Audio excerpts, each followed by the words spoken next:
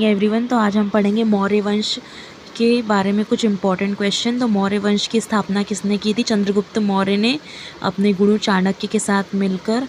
और चंद्रगुप्त मौर्य ने जो नंद वंश के अंतिम शासक थे घनानंद, इनको हराकर मौर्य वंश की स्थापना की थी। 137 साल तक ये वंश चला था और इसमें बहुत ही महान शासक आए थे, जैसे कि अशोक, सम्राट अशोक, बिंदुसार और चंद्रगुप्त मौर्य। मौर्य वंश का संस्थापक कौन थे? तो चंद्रगुप्त मौर्य जो थे वो मौर्य वंश के संस्थापक थे। चंद्रगुप्त मौर्य के गुरु कौन थे? चाणक्य थे, जिन्हें कौटिल्य भी कहा जाता है। मौर्य साम्राज्य की राजधानी क्या है? पाटलिपुत्र। चंद्रगुप्त मौर्य ने किस यूनानी शासक को हराया था? तो सेल्यूकस निकेटर को हराकर उन्होंने अफगानिस्तान और पाकिस्तान को अपने कब्जे में लिया था। मौर्य साम्राज्य का सबसे महान शासक कौन था?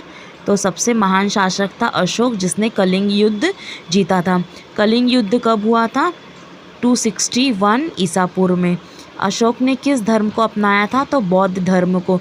कलिंग युद्ध होने के बाद बहुत सारे निर्दोष लोगों को मारने के बाद अशोक को रियलाइज़ हुआ कि ये सब बहुत ही गलत हो रहा है और हमको सबको शांति के मार्ग को अपनाना चाहिए। इसलिए उन्होंने क्या किया था, सब कुछ, इतना बड़ा युद्ध जीतने के बाद भी उन्होंने सब कुछ छोड़कर बौद्ध धर्म को अपनाया था।